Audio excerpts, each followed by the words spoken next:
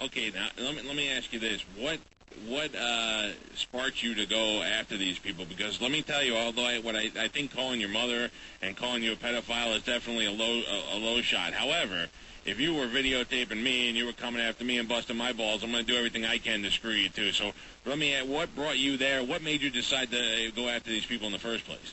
Well, I'm not even going after them. That's not the point. I was just out there filming, and I put up a sign saying exactly what I was doing, because every time I went out previous to that to get footage for my show, because it is the biggest thing here in Clearwater, and I believe that, if you're trying to do better in the community and do better for yourself personally, and you have an interest in film and video, since I had this free spot on Pinellas Access, I took advantage of it. And what else needs to be told but the biggest criminal organization who's set up shop and taken over our town is right here next to me, several miles away. I could not touch it. Now, when you're on the corner of Cleveland or any place downtown and you're setting up the video camera or they just see you down there, what's the first thing that happens? Security, everywhere. They come up to you or they just kind of keep an eye on you? They cover all the corners. They pull out their video cameras, they start filming. Then, of course, there's instances where I was attacked on the street that time. Now, that was an operation overseen by the head of their OSUP, which is former Guardian's office. Right. It's called now the Operations of Special Affairs to make it a little more palatable to the masses. Sure. The gentleman who oversaw the operation was across the street on his cell phone, dictating how this person was supposed to go about doing what he did. Right, I get you. So it's insidious, brother. It really is. They got people called handlers. On it is really, really hard. It is very mafia-like. They got people called handlers. Like, if you're out there protesting, they have people to come out and just, get in your way to try to impede your progress. And if you bump into them or something, it's they're like lawsuit. It's like a pickpocket function in Manhattan. Yeah, the one guy that bumps into you and the other guys pick up your wallet. Exactly. Oh, my leg. Oh, my arm. Oh, my back. Yep. Luckily, I have a video camera at all times, and I get this footage. And in this case, the police didn't seem to think that there was such a crime involved after it went to the prosecutor's office. The guys on the street said, hey, this guy was assaulted. They even pulled out their own surveillance video and determined that I was a victim in the case after this guy assaulted me. Twice he came at me. What else do I need to do? Come on, people. All right, let me ask you this. Now, if you'd never went down there and got involved with these people, none of this stuff would be happening to you. What is it about the Scientologist that makes you get all pissed off? Like Brent, every time Brent reads a website, he's like, "Oh, this son of a bitch!" They're taking people's money. They're promising all sorts of claims. But it's not your money. What do you care?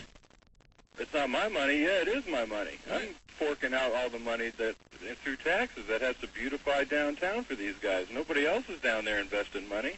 But listen, they are investing money into downtown. They own half the real estate themselves. But it doesn't matter. And if they're gonna, Jesus, you drive through downtown Clearwater and it is beautiful. And if because they're a majority landowner and they petition that the place gets picked up a little bit, I can't say I blame them. If I was a major real estate holder, I'd want the city to keep up with my buildings.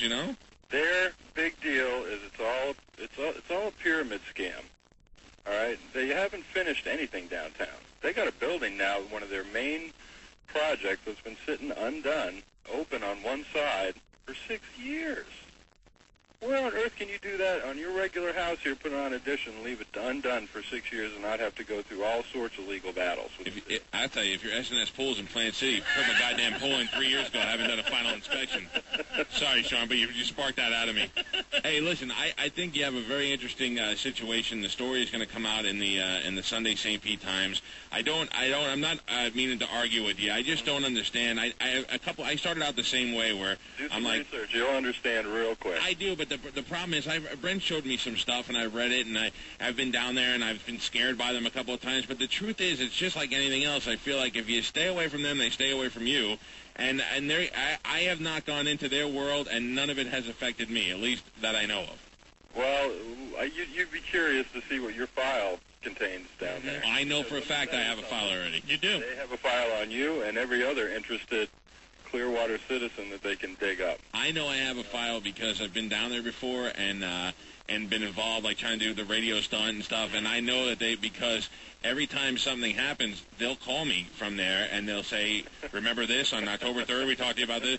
But I last spoke with them. I agreed, because last time we had a conversation about Scientology, the listeners call up right away, and there's some less educated listeners to the show that just start calling up and screaming things out, and then by the time it gets back to them, it becomes we were bashing them on the air. Right. Yeah. And they call and say, "Hey, what's the problem?" But it's very obvious to me that they have a good account of what's going on every time. But I don't care. I'm not afraid of it, and I'm not bothering them, and Well, put it this way: if you had a loved one you had to separate from that was under direct hypnotic control from their church, would you not try to help them? No, I definitely would. That's what I'm saying, though. I don't know anybody associated with them. I don't have any. I didn't lose a kid to their religion. I didn't know a neighbor that went in. I don't. So I have no reason to start bashing them and to follow them around. And thank God you haven't. Yeah. Count your blessings in that respect. If I did, then me and you will be down there next week with 2 video cameras. Hey, your story sounds very interesting. You can check it out this Sunday in the St. Pete Times. Or what is your website again? Sinotimes, SCIENOTIMES.com, or you can always read about the cult at xenu.net, XENU.net. Favorite site, dude. All right, Shawn. Thanks, brother. Have a good one. Thank you very much. I got to stay with my thought, though. Yeah. If you leave them alone, they'll leave you alone. But what it is in most cases. Yeah, but, and this guy, though, sometimes it takes a little bit of bull busting to get in there and kind of look around before you see stuff, and it's definitely interesting, but I'm too afraid. I don't want to have anything to do with it. Because I know what's going to happen, because a lot of times they'll call up and they'll say, "Listen, if you have a problem, come on down here. We'll give you a tour." And I'm like, no, because I'm weak. Before I know it, I'll be leaving in a 4X blue shirt. I know how that goes. Bonafide Traffic 102.